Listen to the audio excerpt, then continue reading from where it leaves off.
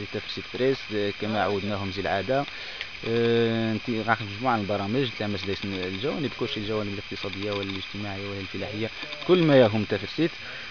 نهارا استلفان ذانيتي التعاونية الأمانة دي بحفورة كيس ندانتي نجم خبير فلاحي ديال مجال الفلاحة وزاد يخزع تفجحت هذه تفاعتيت خصوصا ديال المنطقة البحفورة اللي هي منطقة معروفة في الفلاحة. وسدانيتين غنجز اللقاء الخبيرة وانيتين غتنستقسم في مجموعة من النقاط تهمن مثلا الفلاحة ديال تفاعتيت بصفة عامة. نوجيو نيكي في نهارا نتا زي هولندا قاناس ماتي بروفيلي إذا سقان انت غير واش نتبع المعلومات باعتباره التمرين زي ديجن خبير فلاحي يسبق يراح غرب بين الدول يزعم يراح قطاع 32 دولة يعني غاتجي التجربة تنقرن ديال المجال وانيتي نتاعها الجزائر نمشيو ماتي بروفيلي. بونجور مسيو ماتي بروفيلي بيانفوني chez nous à Tafxit. D'après ce qu'on nous a dit là dans la présentation, vous êtes un expert quelque chose je crois. Tu peux nous donner une petite explication sur votre carrière et tout ça? Oui. Donc je m'appelle Mathé Provillé, je suis hollandais. Ma profession est ingénieur agronome tropical. Depuis mes études en Hollande, j'ai travaillé beaucoup dans les pays africains. J'ai habité là-bas. J'avais des contrats long terme, court terme. Ainsi que j'ai travaillé en Amérique du Sud, dans plusieurs pays. Et puis, depuis 20 ans, je travaille pour un organisme volontaire néerlandais qui est financé entre autres par le ministère des Affaires étrangères. Et je fais que de courtes missions de 1 semaine jusqu'à 3 semaines dans le monde entier. Ça veut dire Amérique du Sud, Afrique et Asie, et des pays de l'Est comme la Russie, Hongrie, Pologne, etc. Je suis venu ici à la demande du gouvernement marocain qui est en étroite collaboration avec la Hollande par intermédiaire de l'ambassade hollandaise qui se trouve à Rabat.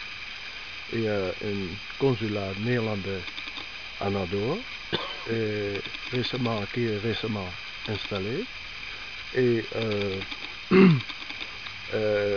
on a mis en place un consul néerlandais ici parce que ici, dans la région de Nador et les environnements, dans la province, la Hollande voudrait bien assister au développement rural de cette région.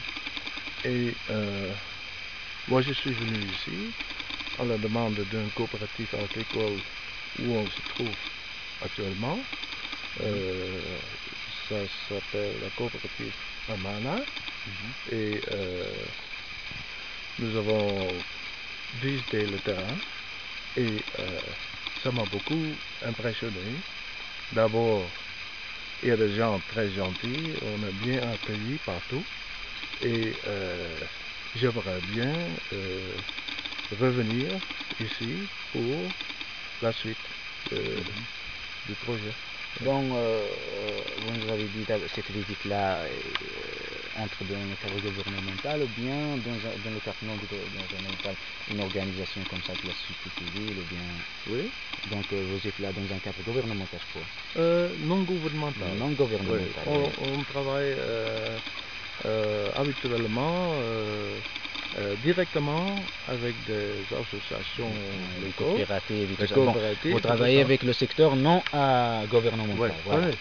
c'est ça. Bon, c'est-à-dire que la coopération Amana, c'est elle qui vous a invité ici pour l'échange d'expérience et tout ça, je crois. Oui, oui, c'est ça. Et comment vous voyez là l'agriculture, le futur de ce secteur-là, disons à Tafertit, c'est pas au Maroc, mais à Tafertit, puisque vous avez visité là, cette région-là, qu'est-ce que vous avez constaté? J'ai constaté que votre gouvernement fait beaucoup attention au développement agricole ici, dans la région. J'ai vu le projet Maroc Vert, Oui, concernant les qui est une très bonne initiative de votre gouvernement. Et j'ai vu les résultats aussi. J'ai vu de belles plantations oliviers. Et j'ai remarqué qu'il y a beaucoup de soutien gouvernemental par le département agricole qui subventionne les paysans, ce qui est une très bonne chose. C'est pour encourager l'agriculture. Et vous savez, la conséquence sera peut-être que les jeunes sont intéressés à faire l'agriculture. Ils vont à l'école, ils vont à la formation agricole, parce qu'il y en a ici. Et puis, quand le gouvernement stimule l'emploi dans le secteur agricole, et ça encourage. C'est-à-dire qu'il trouvera, il y a des gens qui ont eu, comment dire, une formation dans le secteur et tout ça. Puisque bon, il y en a, je crois, une école ou bien concernant là le secteur agricole à Berkin, je crois, c'est la seule ici dans cette région-là. Il n'a pas donné beaucoup de choses, mais bon, bon, on a déjà commencé, puis je dire qu'on a déjà commencé là. On travaillait surtout traditionnellement un peu, mais comme ça vous voyez de la glacière et tout ça, il y a des phases. Bon, on a commencé à faire des choses, un peu on veut sortir là du système traditionnel pour aller plus loin. Bon, comment vous voyez là les choses là? Qu'est-ce qu'on doit faire encore pour aller stimuler un peu de plus pour aller plus loin dans ce secteur-là? Donc, j'ai constaté d'abord qu'ici, à la coopérative qu'il y a un bon système d'irrigation, c'est-à-dire on économise de l'eau par le système goutte à goutte, ce qui est une très bonne chose, parce qu'il faut l'eau dans le monde entier, c'est très important d'avoir, bien que pour boire de l'eau potable, bien que pour faire pousser la plante. Si on a de l'eau, on peut faire tout ce qu'on veut, parce que les terres, il y en a, et ici même, il y a de très bonnes terres, de bonne qualité, c'est ça que j'ai constaté. Il y a une bonne qualité de la terre. Oui. Et